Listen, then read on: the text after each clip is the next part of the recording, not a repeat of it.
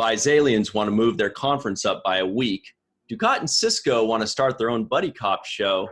And Thomas Riker and Major Kira have a quick and out-of-place makeout session. Hey, everybody, and welcome to the Seventh Rule with Cirroc Lofton. Hello, hello. My name is Ryan T. Husk, and today we are doing a review of Deep Space Nine's Season 3, Episode 9, called Defiant, which reminds me of Cirroc's awesome poem we could talk about a little later, Defiant for the Cause, if I remember correctly. Yeah, that's right.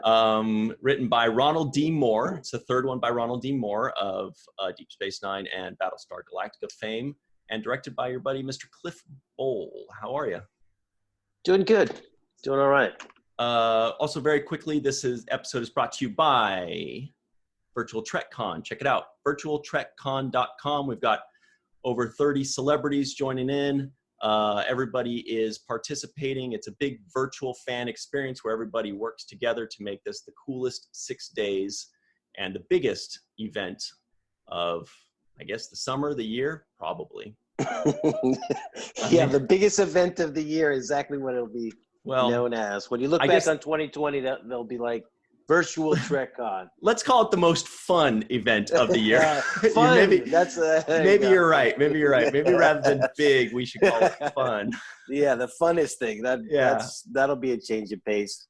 The most Star Trek related event. The biggest. Yes, exactly.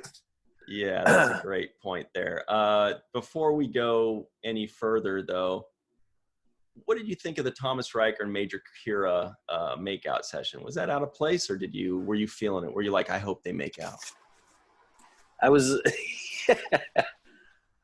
I actually liked it, only because Riker is about to spend the rest of his life in jail, and it's like, dude, this is my last interaction with a woman, so I might as well go for it. So I actually like that aspect of it. Yeah, no, it definitely worked with not just the Riker character, but specifically the Thomas Riker character, who's a lot more like, nuts to the wind or whatever. He's just like, whatever, I'm going for everything. I'm going for broke because of his situation. Yeah. But I felt like it was maybe a little out of place for Kira. Wait a minute. I just realized Kira said she was seeing somebody. She's seeing Yvette Blackmon too. Yeah, so it's even more out of place for her. Oh, well. Just a kiss, wasn't much, just a kiss. Yeah. No harm done. But it seemed like she was having feelings for him because earlier on they kind of, Dax was having that conversation with her in Ops, like, right. Hey, well, why do you keep looking back over your shoulder? Somebody's got a thing for somebody. So that was kind of interesting to me. They definitely set it up. I agree with you. I just didn't think it was within Kira's character, but the script certainly set it up. Like, even from the very beginning, the first thing that Riker says to her is, looks like you've got your evening all planned out. And he says, hope you've got some room for the unexpected. Yeah. And then, the line you're talking about before she kept looking back was, she said, oh, what? We just talked for 3 hours. Giggle, giggle. Yeah. Exactly. Exactly. So they were making, and you know what else is? I thought that they were hinting at the fact that Thomas Riker, hooked up with Dax at some point. That's what I thought. It seemed like they were hinting at that. And the only reason I say that is because he gave a story about going into Quark's bar and taking all his money and leaving with his girl, right? Yeah. And then when he runs into Dax is like, hey, remember me from Quark's bar? So he's like, oh, yeah. Yeah. So she was under the impression that he was still William Riker at that time. So it must have been William Riker. By the way, that was from a Next Generation episode where, boy, I have to look back because I haven't seen it in at least a decade. But basically, the Enterprise finds some space station or broken ship or whatever it was. And there's Riker with the shaggy beard that's there, and they're like, what the heck's going on?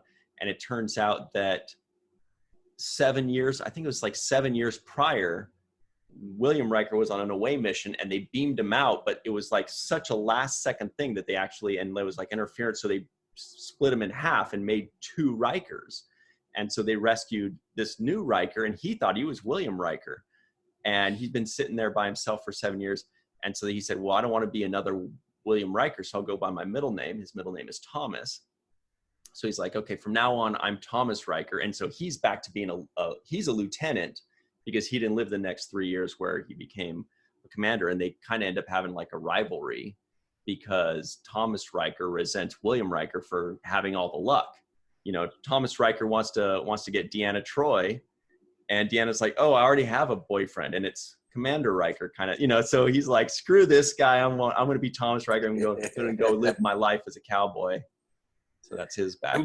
But he still was in Starfleet, and it maintained to be in Starfleet. Is that what the deal is? Right, but he was a lieutenant, and then he served on the Gandhi, I believe they said. But then, yeah, I noticed that, the Starship Gandhi.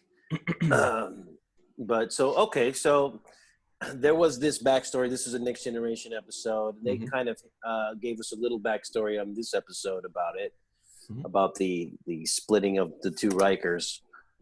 So that would explain why his DNA would match and his voice recognition would match, and all of these things that the computer needed to verify his identity, right? Exact same person, yeah. But so did Dax have a past relationship with Commander Riker?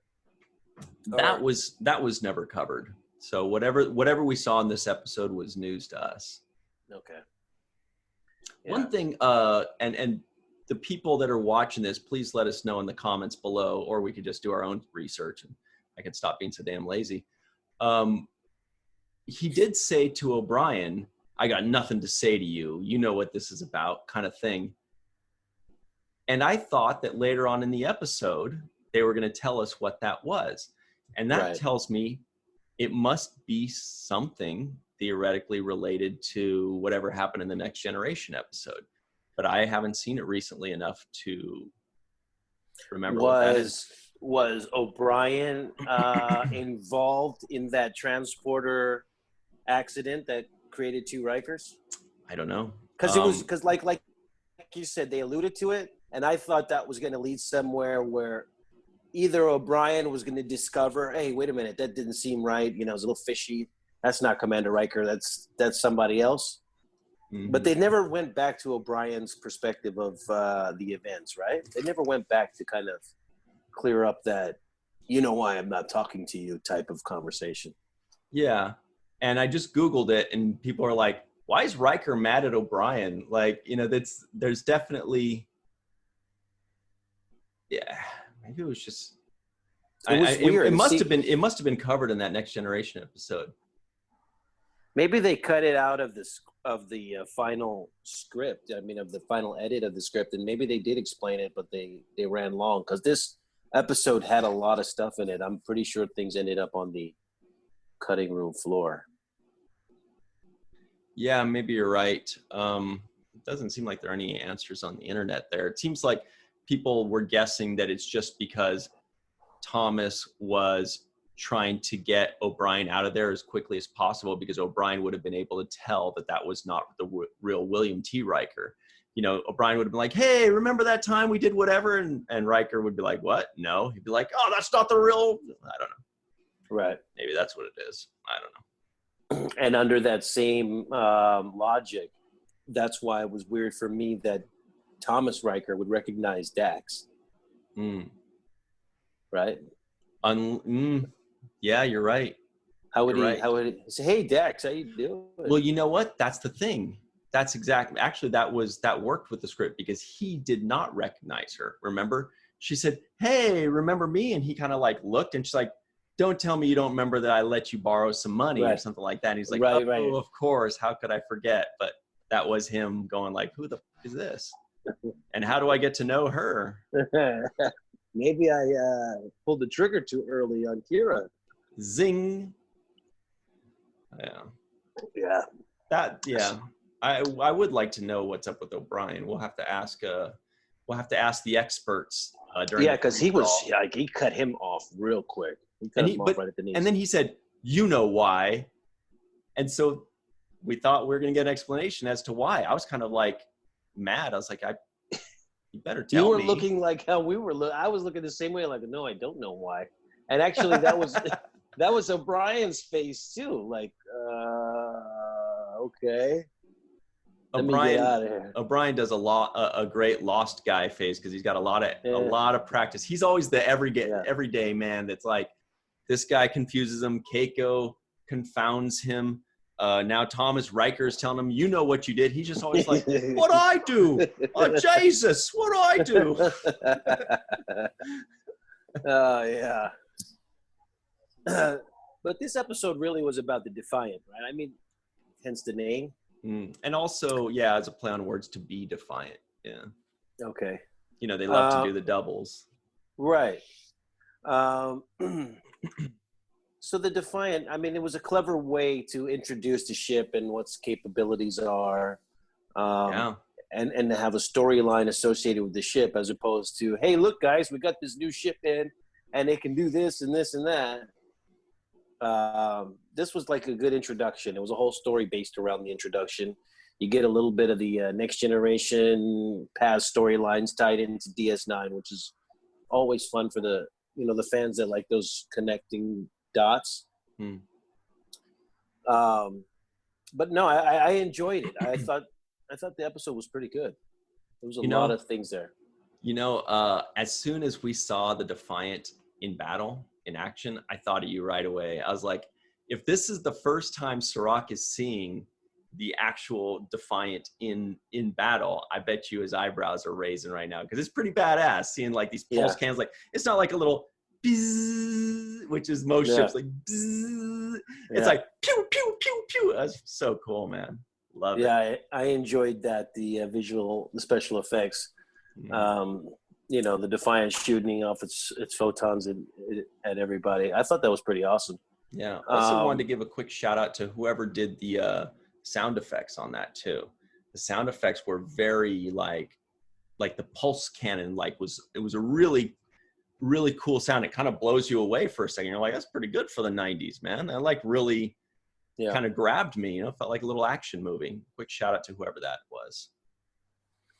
And I think the thing that I really enjoyed the most about the Defiant is the fact that we get the traditional Star Trek captain's chair, right? Because on DS9, you've got the ops and Sisko's quarters or Sisko's office.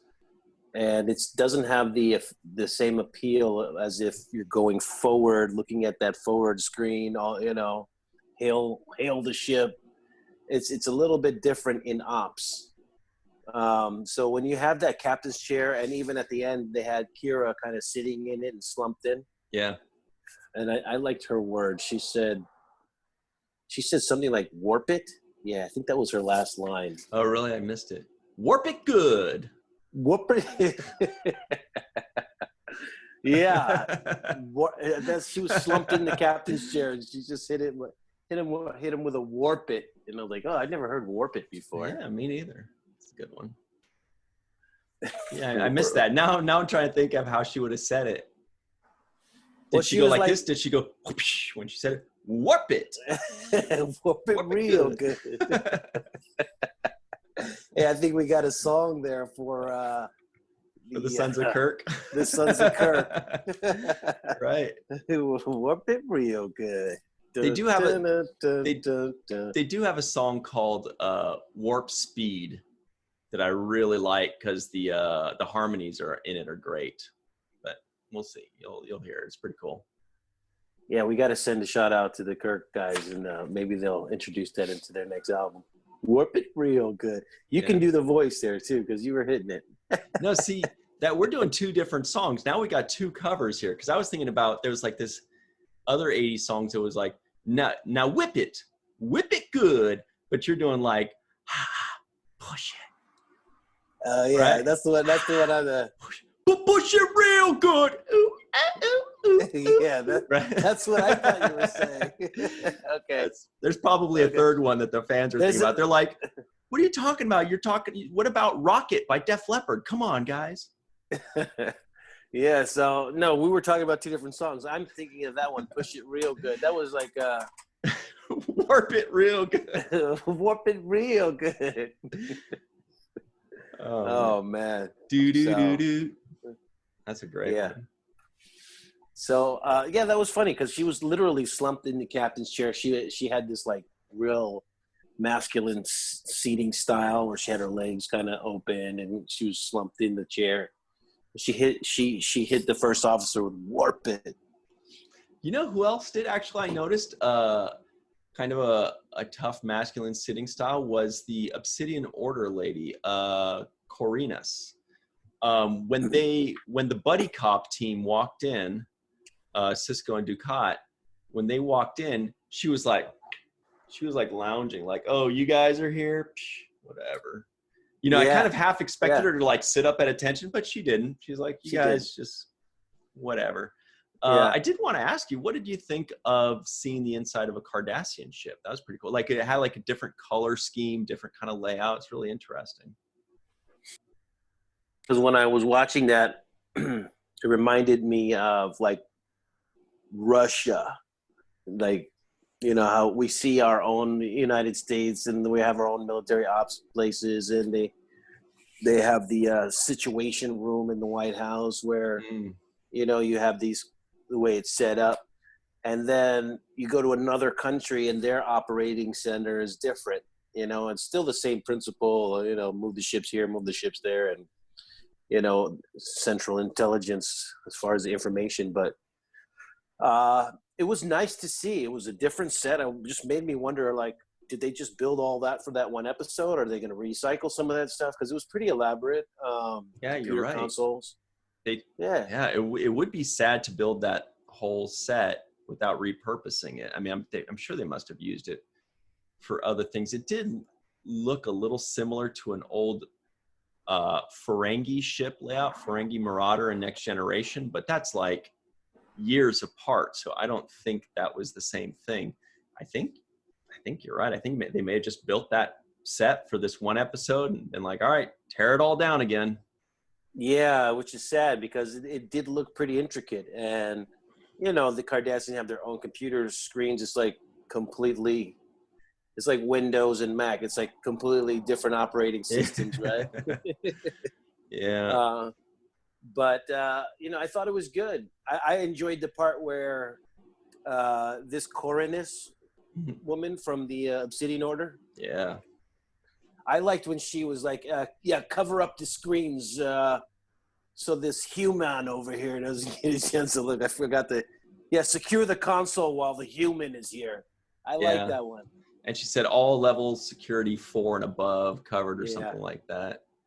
No, that was cool. And I was thinking, though, one last thing on the set, you know,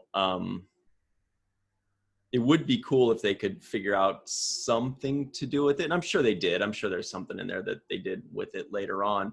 But really, you know, as you know, yesterday's Cardassian bridge set is tomorrow's alien hacky sack courtyard set. You know, it's just like, they're just like, put it in the corner somewhere. Time to make another courtyard with all the extras walking around playing hacky sack. Yeah. Playing chess. Well, the good thing about it, too, was that you got to see Gul Dukat in his element. He's always aboard the DS9 and kind of, you know, and even on DS9, he feels almost as if it's his own, you know, he walks around like it's his house, right? He's got that big D energy that they talk about when he's strolling around. He's like, "Yep, this is mine." Yep. So, you know, but seeing him on his own home court in his own, you know, turf with people answering to him and he's ordering people around, that was pretty good. I enjoyed that from him, and I thought the performance between Sisko and Dukat was really great. I mean, I just love Dukat because he's so he's so playful in his style of being wicked. You know, definitely. Like just the way his intonation, just the way he says these lines, I find myself repeating the lines he said and emulating them, going, wow, what a great way to deliver that, you know, because you see it on the page would be like, oh, you can go over here now, right? That's the line, right? But Dukat would be like, you can go over here now. Like he just acts like he's talking to a 5-year-old all day long. Like he's just so magnanimous. and he's so condescending, and it's just yes, it's just dripping with condescension, and the way he says it is so like, I'm so magnanimous, and you're just this little embarrassing flea, you know. Oh, it's gorgeous. Yeah, it is really great. And the other moment that I wrote down here, which I like, where Dukat opens up about his son, and he starts, and he kind of gives us a little bit of his good side, a little bit of his softer side. He opens up the window there when he starts bringing up his son's birthday, and Sisko has that moment where they bond. I like that moment. It showed that there's two sides of Dukat. There's the home life father version of him, and there's also the military leader. Right. And with every little moment of humanity that they give Dukat, and same thing with Garrick, when they give a little bit of humanity to either one of them, the writers, they always remember to, in the next line or in the next moment, give us something that takes us out of there. You know, like when Garrick does something well, and then the one guy says, don't ever trust that Garrick guy for a moment. That's my advice to you. Or like when Dukat has this moment of, I'm just thinking of my 11-year-old son. And it's like, oh, and then in the next breath, he's like, he'll grow to hate you. You know? He's not going to understand. He's going to hate you, and he's going to be more extreme than I am. He's going to try to wipe your ass out.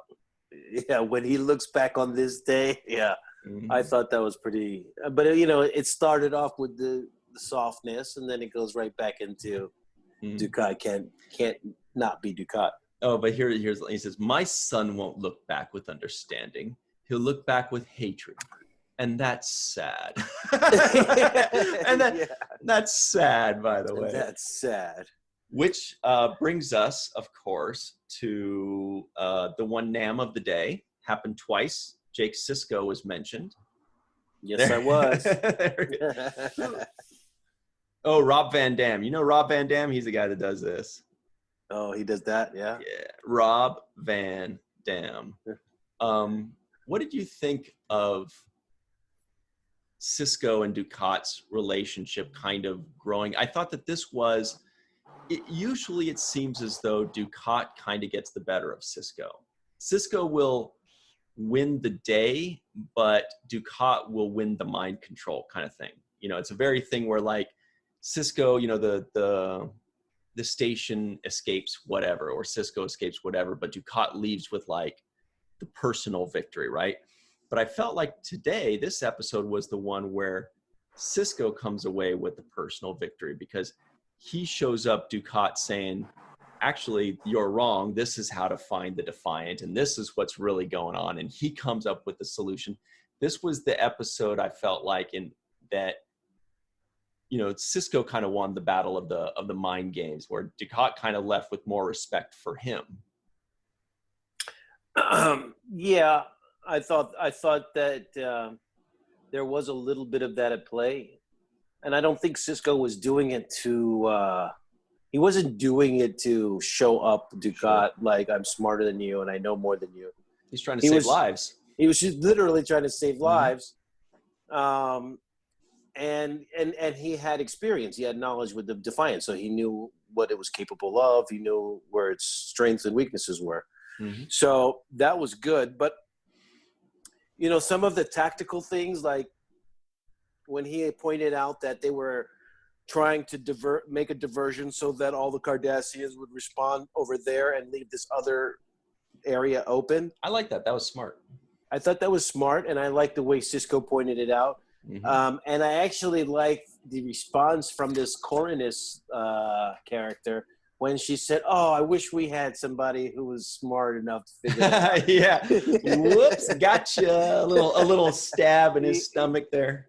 Yeah, a typical Cardassian thing, right? Is to never let the opportunity go to just get a ringer in. Yeah.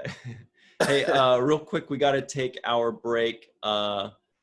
We are going to come right back in a second. Just remember, guys, if you are enjoying our content, please run over to our Patreon page and say hello. Sign up to be a patron if you want, or just say hello, or check out what we're all about. But we're going to talk more about this episode. By the way, it's patreon.com/the7th-rule. People are like, okay, I'd love to, but you didn't tell us where to go. The 7th rule. We'll be right back with the 7th rule. Hey, everybody, and welcome back to the 7th rule with Cirroc Lofton. All right. This is the big Defiant episode that we've all been waiting for. I forgot to give a +1 to Jake in the NAM section. That puts him in a two-way tie for second place with Rom. They both have 6. Nog has 7 in first place. Keiko is behind them with 5. Molly and Grand Negasek have 4. And a few others have 2 and 1. Real quick, these are the trivioids that didn't make the cutting room floor. Bisalians want to move their conference up by a week. We got that one. Carvino juice, Lorvin crackers, a Holosuite program, a Jumja stick, and gambling tokens. That was just a fun one that she had to pick 2 out of 5. I would have thought that she'd just take the juice and the crackers. Be like, okay, I did it. I'm going back to work. Riker pops up and wants a tour of the Defiant. A Riker and O'Brien reunion, but of course that was short-lived. Riker has a new toy. Thomas Riker ditched his post on the USS Gandhi. We covered that. Ducat and Sisko want to start their own buddy cop show. We got that. Riker, oh, this was great. Riker calls the Defiant tough little ship. If I remember correctly, this episode was right after First Contact, the movie came out, which was the Next Generation movie, in which it's a really great line. Worf is in the Defiant in this Next Generation movie, and they're battling the Borg, right? They're battling the Borg, and Worf is captaining the Defiant and the Enterprise, and they're all fighting, and then the Defiant gets all beat up, so the Enterprise beams the survivors out, and Worf is all beat up, and he says, like, how's the Defiant? And they say, it's adrift, but salvageable. And Riker says, tough little ship. And Worf famously says, little. It was just like this little manly thing where he's like, little, and Riker gets like a little smirk. So it was really cute that Thomas Riker, just like a couple months after this movie came out, I believe, said, tough little ship. It's such an iconic line, so I forgot that he did that. And talking about the Defiant as well. So exactly, it's a complete homage to the Deep Space Nine episode and the Next Generation movie. Last ones are Ducat flakes on his son's birthday. Riker tells Kira not to go fishing today. Thomas is I like that one. Thomas is sentenced to spend the rest of his life and lays on 2 labor camp. And the makeout session. Yeah. You shouldn't go fishing today. You won't catch anything. I like that. Like, you're completely off, babe. You're off. Yeah. I like that one. It's funny because Riker, whether it's Thomas or Will Riker, right? He is the Fonz of Star Trek. It's a really good guy. You're right. I never thought of him as the Fonz, but yeah, totally. Yeah, he's the cool, smooth guy that just like all the ladies love him. All the guys want to hang out with him, right? I do. I do too. He's the Fonz. So, I just really enjoy him. Sorry, I'm just trying to think. I'm trying to think right now of like other characters from other shows that he's like, but I can't think of anything better than the Fonz. Yeah, because he walks in and they're like, Riker. Yeah, he's like, hey, everybody, like, here I am. Here's my $1 million smile. Yeah, it's my $1 million smile. You know why I'm not talking to you. Get out of here, beat it, kid. I just want to I want to see him just pointing at people when he walks in. Hey, and they're like, oh, he pointed at me. It was kind of like that. So I think he's I think he's just the smoothest guy, one of the smoothest guys in the Star Trek universe. But there were a few lines here. I mean, one was, my mind was 1,000,000 light years away. I kind of like that line. I'm going to have to use it one time when I'm drifting off in thought,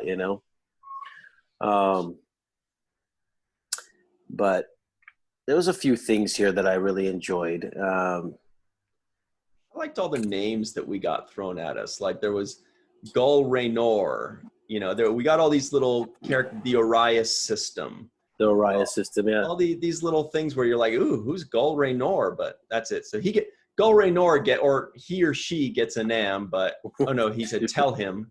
But that's all we get. And we'll probably never get another mention of Gull Raynor ever again. You know, it was interesting because as this thing was unfolding, I kept noticing that there was no real urgency about Kira's life. Like, I didn't hear Sisko once saying, right, don't fire on that ship, you know, that my major's on that ship, you know, Major Kira, we can't lose her, something to that effect, you know. The urgency to save her life, I didn't see it expressed well enough, you know. Yeah, okay, I just looked up Gull Raynor, and his only mention is in this episode. So yeah, that's short-lived. We hardly knew ye. We hardly knew you. And so we have the Obsidian Order. Again, you know, the Obsidian Order seems to be popping up a lot. But I really like the negotiation between Dukat and Sisko regarding the trial and the death penalty and the exchange of the ships. You know, I like that negotiation between them. Totally. Where Gul Dukat's like, they would never go for that. He's like, well, what about this? What about? He's like, well, they might be able to. I might be able to convince them. Exactly, and I like that. And I also like the way they talk about Central Command, the way our media talks about the communist Chinese government that runs China, the group, whoever it is. So it's kind of framed in the same language when when Dukat's talking about Central Command. They would never go for that, or you know, these are their rules. I feel it's the same way as we see, you know, China's government kind of secretly meeting together. Nobody really knows who's in charge. I liked how you rubbed your hands together. Yeah, who's in charge, who's not in charge. We don't really know, you know. Yeah, and another little tidbit there was that they said that they've been working that way for 500 years. I don't remember that, where it's like Central Command and the Obsidian Order are kind of like the two almost governing factors. I mean, Central Command is the official governance of Cardassia, and the Obsidian Order is just kind of like their FBI espionage spy network. But somehow it's also, I mean, it's more than a spy network if they have ships and people to man their ships. I mean, they've got like presumably 20, 100, 1,000 people in each ship. You know, it's more than just a spy network. It's like its own, it's almost like a political party at that point, you know? Yeah, or branch of the military, like its own little secretive military branch. Yeah. But that was interesting too when that came up during the course of the dialogue was, you know, Dukat's basically saying, how do they have ships? They're not supposed to have ships. So, you know, only we're supposed to have ships. I'm in control of all the ships. So it just lets you, and then we have that kind of stuff happening in our own government today with these black ops things and black budgeted projects where, you know, a lot of people don't know what's really going on except for those that are in that loop. So it's not uncommon.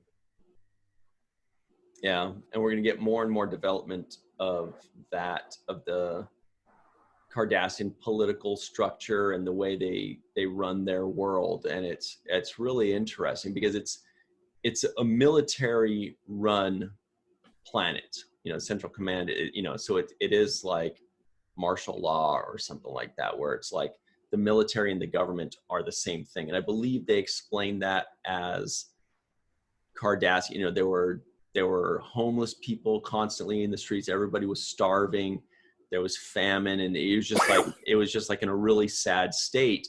And so the military took over and built it up and made it this military powerhouse.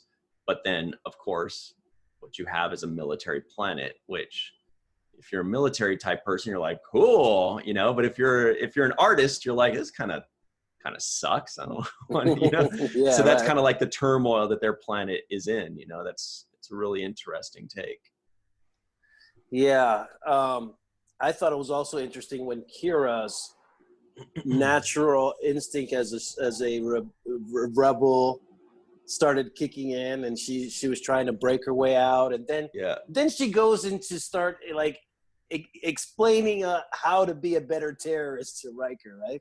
You're doing this all wrong. She was slapping him down like newbie terrorist. Yeah. What kind of a terrorist doesn't want to attack and kill the bad guys? That's the whole point of terrorism, you idiot.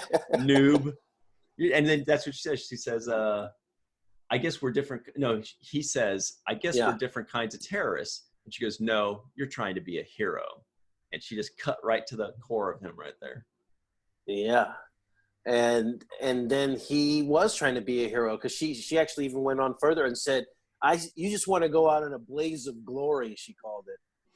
And then he did go out and blazed of glory when he kissed her. He was like, yeah, I'm going to go out.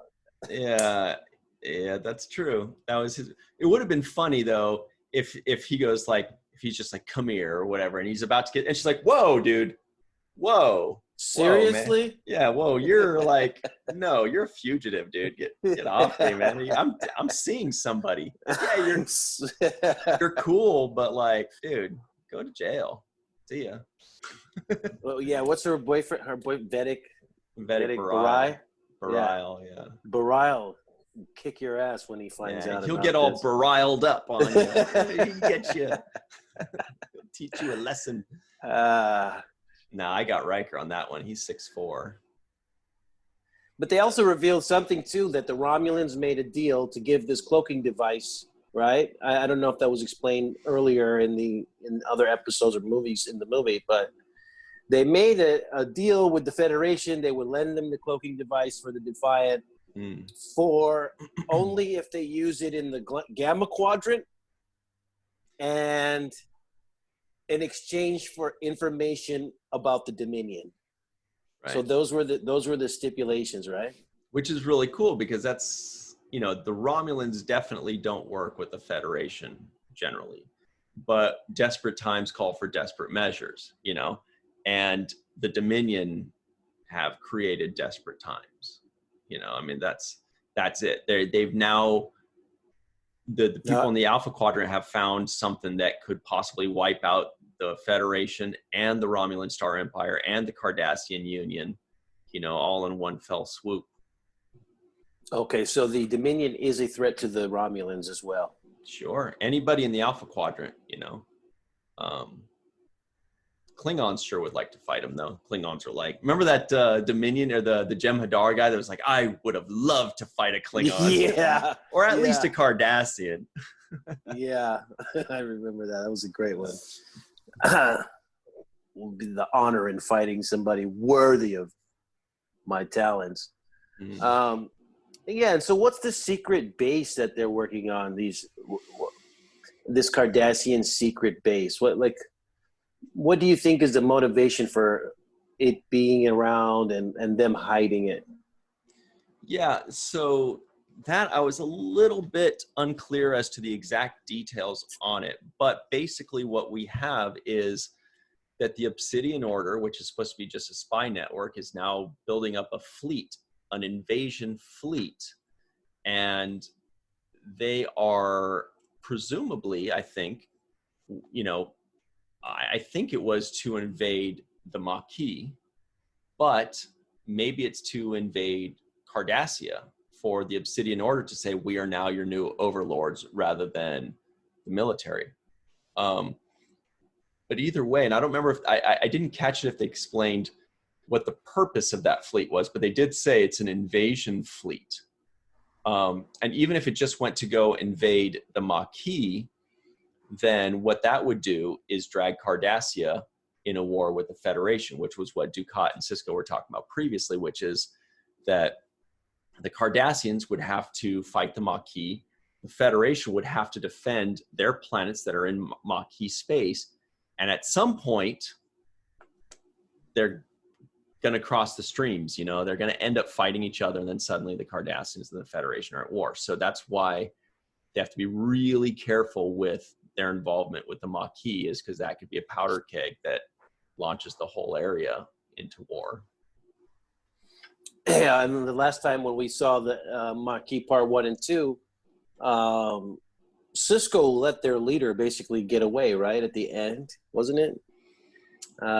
Yes, Bernie Casey. What's his Bernie name? Casey. Cal Hudson. Yeah. Cal Hudson, yeah. So he kind of gave him the green light to go. So they're still in operation. It's still going down. And I guess Thomas Riker joined their cause. Is that what? Yeah, secretly. And we just found out, but now he's with the Cardassian jails, and Kira says, "We'll get you out of there." Spoiler, I don't remember seeing him in the later episodes, in the later seasons. So yeah, as far as we know, he's still there. He's still there. Yeah, poor guy. Yeah, that sucks. She should have gave different advice. Don't drop the soap. Yeah, or like some kind of way for him to escape the Cardassians, to where like the Federation fulfills their end of the deal and they turn over Thomas Riker, but then last second Thomas Riker beams onto a Maquis ship and goes off, and it's like, "We'll get you for this, Thomas Riker." You know, that would have been fun, because it would have been fun. That's kind of the theme with the Maquis, is they're definitely the little guy. There's definitely a lot of like Middle Eastern strife analogies in there and metaphors in there. But the thing with the Maquis is they seem to always escape. They seem to always somewhat get away with it, like Cal Hudson did, or, you know, possibly in future episodes. I'm not saying if they do or don't, but, you know, they always kind of figure out a way to keep scrapping, you know, even though they're the little guy. They find a way to escape and fight another day. Yeah. There was a lot of stuff squeezed into this episode. Almost felt like it was a two-parter squeezed into one. Right, could have been. Right. But I did, you know, there were so many things that I did like, specifically because we got the Defiant special effects. We got a lot of that stuff with the fighting scenes. I enjoyed that. Did enjoy the interplay between Dukat and Sisko a lot. I thought that was really good. The funny thing is, I thought they kind of used the same story twice. So in the beginning, they started off with Kira being really short-tempered and yelling at Bashir, where Bashir's like, "Yeah, not even Commander Sisko can override my old." Yeah. He's like, "Get back here right now, damn it!" Yeah, I was like, "Whoa!" Yeah. I put in my notes. I said Bashir gets sassy with Kira. He got sassy with her. He was like, "Yeah, my orders supersede anybody's orders. I don't care. Doctor's orders. Chief medical officer." I was like, "Okay, Bashir, flex your fucking chief medical officer power, you know?" I was half expecting him to say, "Stop right there, Major." And he says, "When was your last day off?" Right? And then he says, "I give you an order, blah, blah, blah, blah, and not even Commander Sisko can override my decision." I expect him to go through all that, and then Kira go like, "Fuck off, dude." Like, just walk, be like, like he goes through this whole thing, and she's, I mean, because the mood she was in, she was definitely in a don't with me mood, you know, and for him to pull that, it was quite a gamble. It worked. It was. But she could have just been like, "Who do you think you're talking to, pal?" Yeah, it worked. And then he prescribes her basically hang out at Quark's bar, like go to Vegas for a minute. Go to Vegas and I demand that you have fun, damn it. Yeah. But the interesting thing that I thought was, I don't know if it was lazy writing or what, but it seemed as if Jonathan Frakes' character was using the same excuse. He said Dr. Crusher put him on leave. Right? Oh, right. Because he had 6 months of sick leave built up, and Dr. Crusher. Oh, so she gets a NAM. What am I thinking? You're right. Dr. Crusher gets a NAM. Yeah, she got one. Maybe got a her NAM. only one ever. Maybe, but she's in it. Yeah. And in the Dr. Crusher NAM, I thought he's basically saying Dr. Crusher did exactly what Bashir did to Kira, which is, you know, you need a vacation, and I'm forcing you to take one. I feel like Crusher did that with Picard too. I mean, it is definitely, you're right, a Star Trek trope, which is like, hey, all right, doctor's orders. You better go on a vacation. But I don't want to. Okay. And then the hijinks happens on planet, whatever. Yeah. But I just thought that was like a weird recycle. Like, isn't that what Bashir's doing with Kira? Now Riker is saying Crusher did it to him. I just thought it was weird. Yeah. And I'm adding William Riker as a NAM too, because they did give William Riker a NAM technically. Yeah. Was there a NAM for no. Garrett? No. Not that I know. I mean, I've missed him before, but I don't think so. No. Yeah. But yeah, no. He mentions that Dr. Crusher let him have a leave of absence. But, what did you think about the other people that were a part of his crew? Actually, I wanted to mention something about that. But before we do that, I just want to say really quickly that I just had the thought that it would have been so great if right before when Kira is showing Riker the Defiant, it would have been so funny if she's showing him the Defiant holding a Jamja stick. Like, I have to, and he's like, "What's that? Long. I just gotta. I gotta finish this." It would be just so funny if she's walking around like moping, like, yeah, and she sees Bashir. Yeah, I got the. Did you drink your juice? Yeah, I drank the juice. Look, here's the yum yum yum. Thank you, yum yum yum. Yeah. Don't forget to eat the stick part too. Okay, I'll eat the stick. You stick it up here. Yeah, so that would be hilarious. Oh, I would have loved that. Yeah. So anyway, watch where you put your Jamja stick. Remember, Cake? Yeah. So the crew, Riker's crew. I did have a thought about that. There was kind of like the main lady that was with his crew, kind of like the second in charge and pilot lady. Mm-hmm. And I thought that they missed an opportunity. I mean, it's just my own personal thoughts, but I would have liked her to be Bajoran. I thought it would have been cool if she was Bajoran, because a lot of Bajorans are in the Maquis. And we want to see, the mixture of races. We've seen a Klingon. We see a lot of Native Americans too, because one of the planets was like a Native American settlement. And they did bring in a Native American as like one of the backup people that showed up. I thought it would have been cool if the lady was a Bajoran. That's the only thing. And because she looked a lot like Kira too. Yeah, she also she had a lot of looks, facial expression wise, which were playing off of Riker. Every time he would tell her to do something, she would either agree with it or disagree with it by her facial expressions, her body language. She was very opinionated. She was very opinionated. Exactly, she was very opinionated. So I thought that was interesting. And also the lady who played Coriolis, I thought did a great job as well. As not easy to stand toe-to-toe with somebody like Dukat while he's going hard in your face. Right, and Avery too. Ooh. That's two heavy hitters. Yeah, and she held her own. And it was like, I think at one point he was like, what did he say? You can file a complaint with Central Command later. Yeah. The way he says Central Command is always so cool. He says it like he is just dropping a bomb on you. Central Command. Yeah. Boom. And they're supposed to like quake in their boots about it. Yeah, exactly. And I like that. I like that when he kind of gives her that. But she does a moment where she doesn't say anything, but she just turns and walks away like, I don't have to answer to you type of moment. Right. And I like that. She didn't say a word, but he was like, what makes you, why do you have ships? And, something like that. And she just looked at him like, idiot. Yeah. And sometimes that, in this case, that choice is even stronger than if she had a line, Yeah. Like she's like, I don't need to answer to you. Yeah. So I like those moments there. Really good stuff.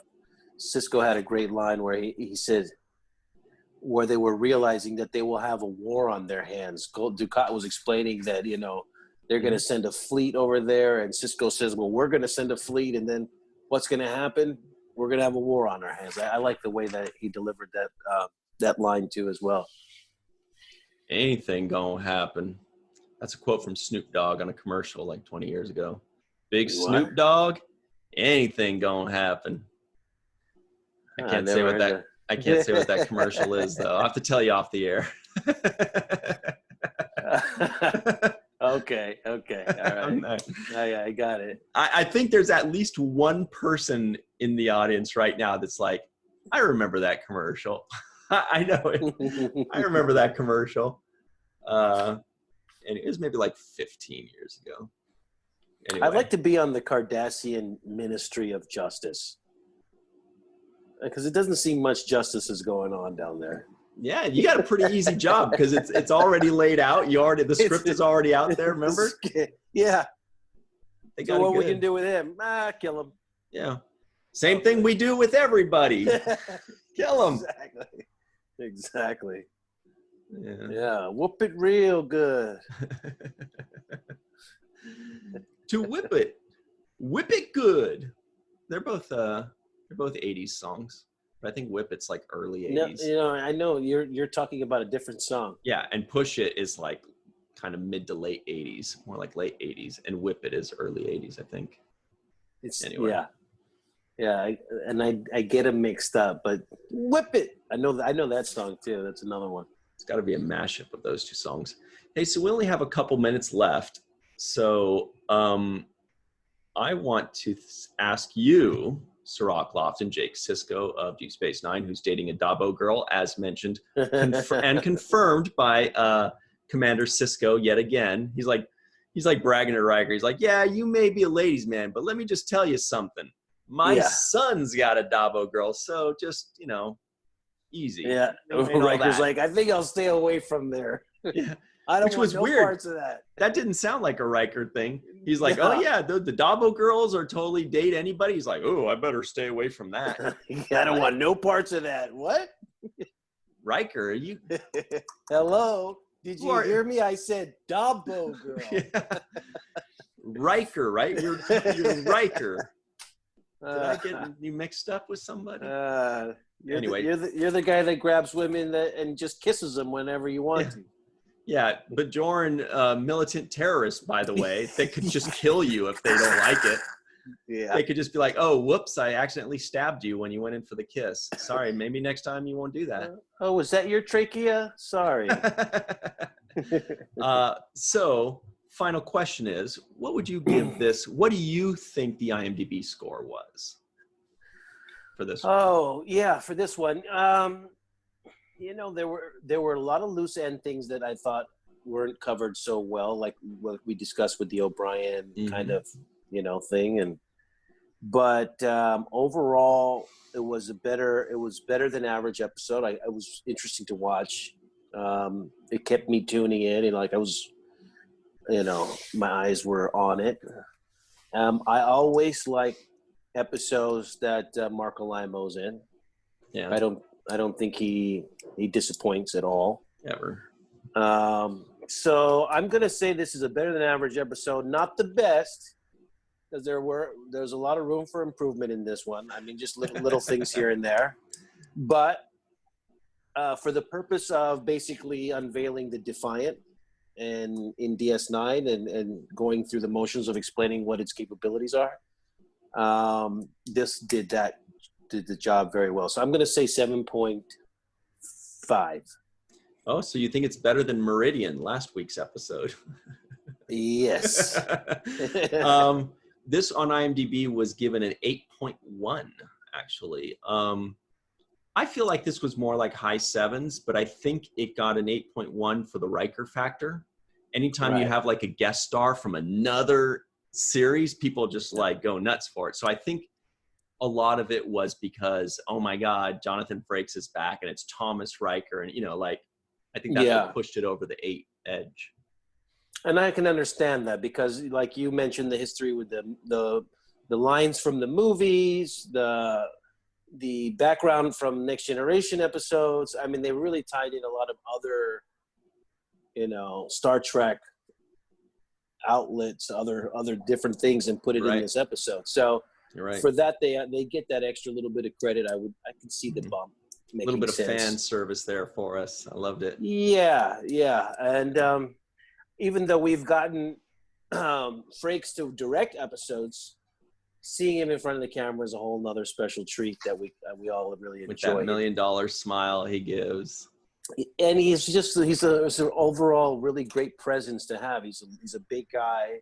You know, you feel his presence. He's charming. He's completely embodies the values of Star Trek. Mm-hmm. You know, just the way he talks and he's totally gets it. He's understanding of all of that. So he's a real joy to have, to be around in person as well. You know, had the opportunity to be around him many times, and he is an absolute joy and a really good person.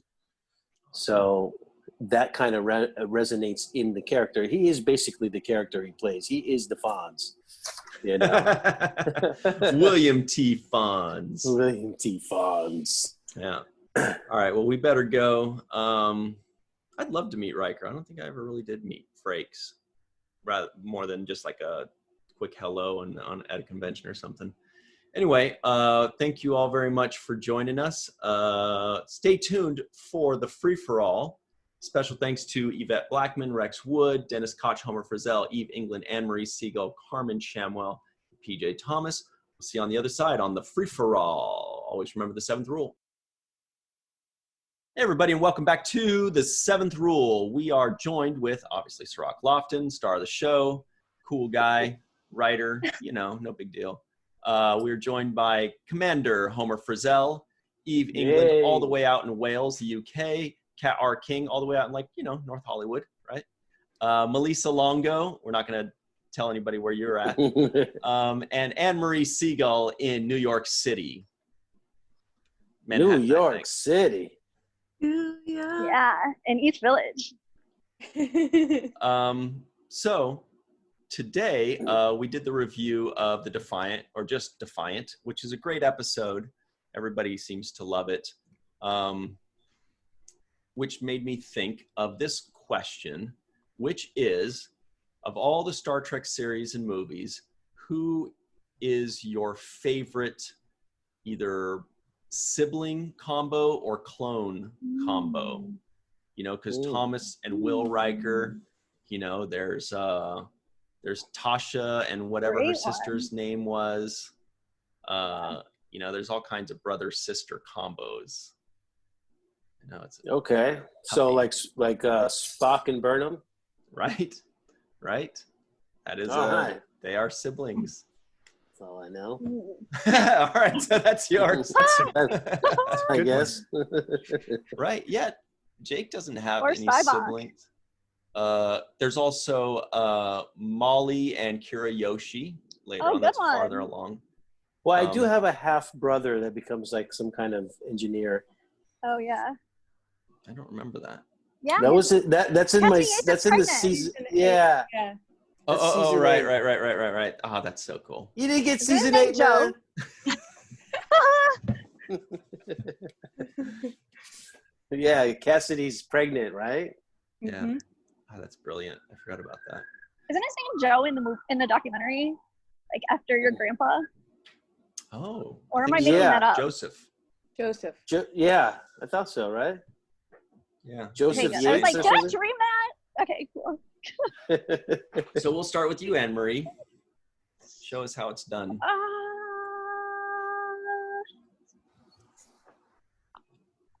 Can I do 2? Yeah. Worf and his adopted brother. I love that episode. And I can't remember his adopted brother's name. Something Rozhenko. Yeah. And then also Deanna and Kestra. I love that episode so much. What, Kat, you guys remember, it was like Vladimir maybe, or Dimitri? His name was not Vladimir. Something. No, that's his dad's name. They were like hiking through the mountains or something. Was it Paul Sorvino? Yeah. But I can't remember his name. I can't remember the character name, no. Sergei's the dad, I guess. Oh, well. So Deanna and Kestra are your others. I love that episode so much. I have a special place in my heart for the ones with the little girl, since I was a little girl when I watched Next Generation. Okay. What about you, Eve? Do you have a favorite sibling couple or clones? Well, I could probably only think of one sibling, so Rom and Quark, but I actually think when I was thinking about, that's a really obvious one. But then I was thinking, actually, no, my favorite clones have got to be the Wayun clones. Oh, That was my answer too. That's now I have to amazing. think of a better one. Yeah. Fine. Yeah. The See, now we got clones. yeah, Wayun and Quark and Rom. Those are good ones. Really good. yeah. Kat, we'll give you a second since you just took your idea. What about you, Homer? Yeah. I'm going to, so I think I had one thought and I actually forgot it. So now I'm going to go with the second thought that I have that I remember. And that's going to be Jean-Luc and Damn Robert. it. That's the one I just thought of. Oh, beautiful one. Yeah. Robert? Jean-Luc's has a brother? I think it's named Robert. Yes. I think Robert. it is too, yeah. And they wrestle in the mud. Mhm. Did you like that scene when you first saw it? I didn't. No, I Oh, hated it. So Me too. good. Yeah. But it's kind of, they've tied it in Well, why did you hate it? 20, 30 years later. I was like, who's this pain in the ass guy? He's not believable being so mean to Jean-Luc. What? But Do you not have siblings? I do. Sibling rivalry. It's it really struck a chord. We don't go to wineries and wrestle in the mud. Mm. But maybe I should have done that. Yeah. Yes. Maybe when you're 70, you will. That's right. I've still got time. Really missing out on. And there is a vineyard in Shelburne, Vermont, close to where my brother is, so we can make it happen. Perfect. Yeah. Yes, please, let's film that. Yeah. We want pics or it didn't happen. Older? Is that your older brother, Homer, or your younger brother? He's younger by a year. Okay, so then you should be beating him up, right? I should. Yeah, absolutely. I'd bet on me. No, he says no. There's a good thing. He probably doesn't watch Star Trek, so he probably also doesn't watch this podcast. So when I see him next weekend, should be fine. Actually, this won't even be out then, so it's perfect. But We can rush it. that's We okay. can Put a rush on it it. and email it directly to him. Yeah. What about you, Melissa? Do you have a favorite siblings group or clones? My answer was taken. Quark and Rom. Oh, yeah. Oh, Quark and Rom was a good one. Do you have a backup? no. Backup. Well, So you get what you get. what about you, Kat? I bet you've got something else. The Delaney sisters. Boom. Good one. Oh, drop the mic on that. Yeah, sorry. Why the Delaney sisters? Because why not? Yeah. You took my two favorites, so you get what you get. Yeah, I feel like Quark and Rom should have been like exempted because they're everybody's favorite. Yeah, and Wayuns were like, I was like, there's no way it's going to come around to me and nobody's going to mention that one, but I was hoping. Then there's also like Data and Lore. That's a good one. Oh, too. I love them so much. The LOL episode was great. I thought of Hallie Todd in that episode where she played LOL. What about Worf and his brother? Yep, Oh, you that's mean a good Kern? Yeah. Oh, yeah. Oh, I guess his. Worf has a brother? Yeah, Kern. He's in You Deep should Space bring Nine. him on as well. Oh, Okay. Bring him on Yeah. the podcast. Yeah. Yeah, we should. He's Tony Todd, right? Yeah. Tony Todd is his brother? Yeah. Worf's I don't brother, think you've gotten to that episode yet. So He you're has great okay. makeup. It's hard to tell. He's in a couple episodes, I thought. Yeah. Yeah. Yeah. His name is Kern? Yeah. Mhm. Like the Like juice. the nectar? Yeah, like I think it's with a U instead. Yeah. Okay. the Kerns of Kern County. But who out of all of those people acts more like siblings, do you think? Like out of all the... Who acts like a real... Rom and Quark. yeah. I think Rom and Quark really are the closest, right? The way they talk to each other? Well, I feel like Jean-Luc and Robert act like siblings who were never close and then like buried their emotions and never talked about it for decades. And it does seem kind of like real if that's how you handle your relationship. Yeah. Sounds familiar. And then Data and Lore like bicker a ton, or Lore bickers a lot with him, which I think is hilarious to watch. And it seems like if you go to the grocery store, you hear brothers bickering like that. And then B4, who was older, came across as being the much, much younger brother. Mm-hmm. Yeah. No, what about Dr. Data? Does he qualify? Oh, yeah, what's his name? Arjun or something? What's his name? Yeah. Arjun's the Trill guy. No, yeah. the Dr. Data from Picard. Yeah. Brent He's totally a brother. But what was his brother. name? I thought it would begin with an A, though. Yeah, me too. And Perhaps. I'll look it up. Yeah, I can't click over to look it up because I'm on my phone. Do it, otherwise I'll never get to sleep. Hey Siri. No, just kidding. Dude. Oh, no. Alton.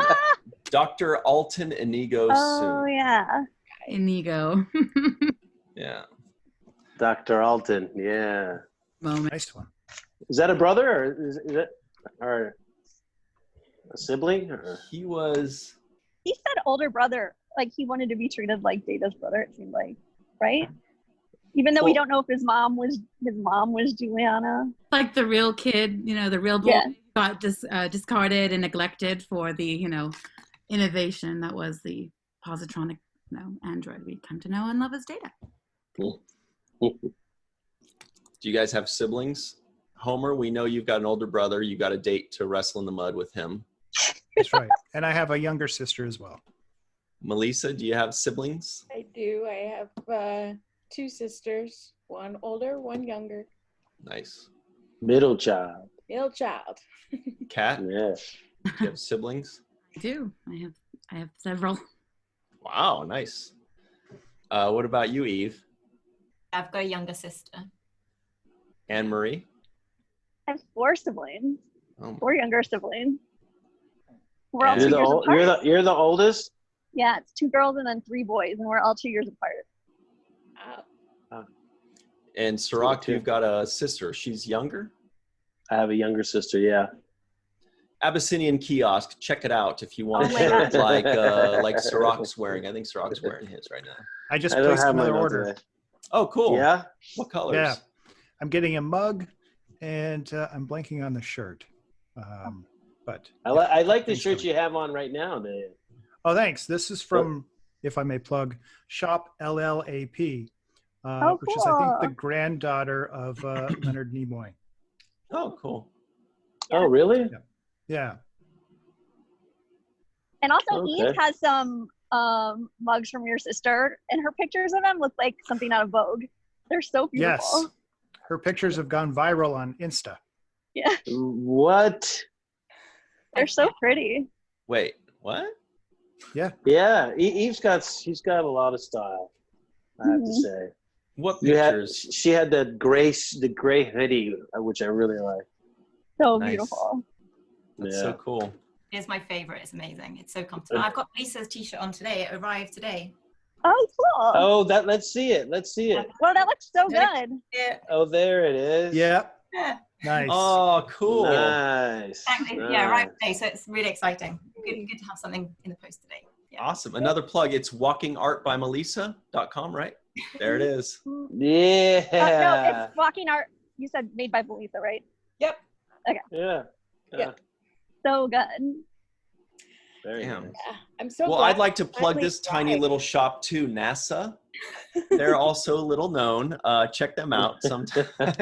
I like the worm logo. So Ryan, looks tell me, cool. do you have any siblings? Oh yeah, I've got one older brother, and he's I always got his hand-me-downs because he was older and he's like super tall. He's like 6'4", and so his hand-me-downs always fit me very poorly. But he's also a Star Trek fan. Is he in California or?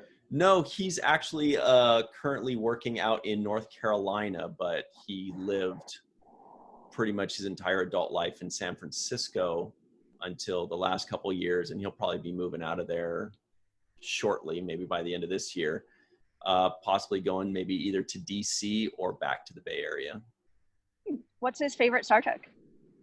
Next Generation, I would say. I think he went to my first Star Trek convention with me, or like we met there. You know, there were a few of us, and he went, and we always tried to get him to go in subsequent years, but he goes to Burning Man. No, he goes to Burning Man instead. He's like, dude, I can't go to your Star Trek convention. I got to go to Burning Man, dude. Okay. Yeah. I'm like, come on, it's fun. You loved it the first time. He's like, yeah, dude, but Burning Man. Okay. Can't compete with Burning Man, I guess. Cat knows. Hard to compete with Burning Man. Actually, the last time I was in Vegas with Aron, the woman came up to us and she introduced herself as the lady who basically organizes Burning Man. Oh wow! She wasn't there. Cool. She was at the Star Trek. She skipped Burning Man to go to STLV. No, see, I think they're in different weeks. I think it's just an excuse. Yeah, they're like a week apart. They're a week apart. Yeah, like that. But she was at the Burning Man lady director was at the Creation Convention in Vegas. So that's cool. Yeah. Can you ask her if she can get us in on a free 1 week experience with no showers? Yeah, I'll ask her. 1 week of rolling in the dirt with no showers. Now you have a reason to invite your brother. Be like, hey, you should come to the convention in Vegas, because then you'll meet the Burning Man people. I'm sure he knows them. He goes every year. Yeah. I know a few people that go to Burning Man every year. Never been. Anybody been? No? Anybody here been to Burning Man? Eve, do you know what Burning Man is? Oh, yeah. It's something that happens in the Nevada desert of the States, where it's, pretty much everybody just brings tents or camping gear and hangs out for, was it like 10 days or 2 weeks with no electricity, no running water. It's just like in the middle of the desert with it's just dirt. Look at the look of horror on Eve's face. And there's why would anybody do that? Because they like the feeling of just kind of disconnecting from the world and being like, it's almost like if the world existed with like nothing, just like, just no electricity, no running water, no nothing, just living off of each other, like a giant commune of thousands of people. And so people bring things to trade, and, they have, since it's really big, they have like bicycles and they put little lights on them, and they just, it's kind of like a big outdoor rave with no showers. Did I mention the no shower part? That sounds bad when you're in the desert, whereas the thought of doing that here in the UK for 2 weeks, just in the rain and the bad weather, just sounds horrendous. But I can imagine maybe the desert will be a bit nicer. Yeah. I think there are some good backdrops for photos. People like to take a lot of photos there. Right. Different crazy post-apocalyptic type outfits. Yeah, there's bonfire, a burning man, Right.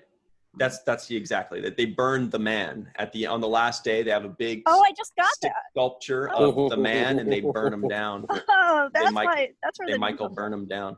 I mean, you should Google it. I mean, the people get very creative there. They definitely have a great time. It's like Halloween a little bit. It's a little bit Halloween-ish because people do dress up and like plan their outfits for it, if they're going to wear an outfit at all. That's true. Yeah. Clothing optional in the Nevada desert during the summer. Yeah, it's a clothing optional thing. But I thought there was like music and drugs there too. Yeah, I thought that's. There may be one or two drugs that sneak their way in. Yeah, sure. Yeah, I think you should have the organizer of Burning Man on too. Yeah, it's cool. Yeah, that would be good actually. Yeah. It's not my greatest idea, but Well, she is a Star Trek fan. Okay, so. here we go.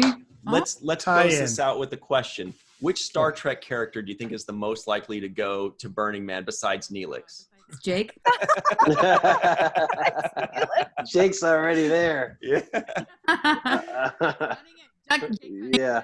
20th century. It's like I got my double girls with me. What do you think, Homer? Who's most likely to go besides Neelix? That's the obvious answer. Yeah, I think it's Spock. And I'm thinking of the Eden, I think is the episode, or Way to Eden, and he was kind of empathizing with this particular group, and this group here sounds similar, so I think he'd go. Mm-hmm. Cool.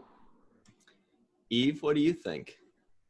Based on your description, I would probably say Quark might see profit there, so I think he'd go and set that stuff. Definitely. Yeah, their guards are down. Yeah. He would not be in a tent. He would be in a Winnebago or something. Yeah. Yes. With Rom there, sort of doing all his cleaning. And yeah, and Rom can run the generator. He can run the generator. Melissa, what about you? I'm thinking maybe Martok. Okay. Oh, good one. Yeah. Because, the whole thing on Bachelor Party. Good call. Yeah, that's a good one. Anne Marie, do you have an idea? I'm gonna say Dr. Fox, but a little bit similar reasons than Neelix. Yeah. He has 4 wives or something, right? 4 morning met at Burning Man. Yeah. Kat, what do you think? Oh, besides Jake? Yeah, Jake's definitely there. Jake's the one that lights the Burning Man fire. I like that Burning Man. He's burning like a whole, thing of the Federation and effigy. Oh, it's like that from Cochrane or something, Starfleet, down with all, No, I think Tom Paris would be totally down to be at Burning Base. Good one. Cirroc, what do you think? I say Data. Curious. Fascinating. Yeah, curious. Yeah, just out of curiosity, Yeah. I'm going to say Thomas Riker, which would be relevant to this episode, but of course, because he's down with it. Luoxana Troy for sure. Yeah. She's there. She never misses a year. Yeah. Awesome. I think that's all I got. That'd be funny. Good answer. Thanks. I'm still thinking though. I feel like Chekhov's got a little wild side to him too. Chekhov likes to let loose. Maybe. I think so. Thanks. Thanks. He was tempted to go with them on their way to Eden as well. His former girlfriend, I think, almost got him to go. Oh, I think Rios would be there too. Oh, totally. Right. Oh, He'd bring his soccer ball. Yeah. Shirt off. Yeah, he's that guy. He's there. Yeah, his ship basically is Burning Man in space. Yeah. Yeah. All right. Good one. Well, I think we did a lot of good. For everybody listening in, please tell us in the comments below. I think that's a way better question than one we started off with. I mean, you could tell us your favorite siblings or clones, but really, which Star Trek character besides Harry Mudd and Neelix are going to Burning Man? Harry Mudd totally too. Why is Neelix such the obvious choice? So you got to forgive me for asking. I don't know. First, his outfits, maybe. I don't know, he just seems like with his he's built up a tolerance to not having baths, so I think he would be okay for a week or more. Okay. Oh, that's true. That's a great point. And then he also goes nuts in those holodeck programs. When he also might be the kind of guy outside. that prefers if people don't take showers. Maybe. I don't want to speculate. I know. Maybe. Is it still on? Oh God. No comment. Hello. Nope. Neelix drives an RV. He kind of does, actually. That would be a good reason. Henry liked that one. like Spaceballs. Yeah, like Spaceballs. Exactly. Exactly. Who were the junk people in Voyager? The Malon? Were they the junk hoarders? Oh yeah, I think so. Yeah, But also Neelix, because he was driving around looking for junk. Yeah, his trash ship. Panda. Yeah. All right, guys. Well, we better run. But thanks very much for joining us. Thanks to Homer Frizzell, Eve England, Kat R. King, Melissa Longo, and Marie Segal. This has been a great time, and I'm sure once we hit stop, we're going to keep thinking of people that would go to Burning Man, and Eve's going to try to forget. Yeah. She's like, I'm glad I live here. Yeah. All right. Thanks very much, and always remember the 7th rule.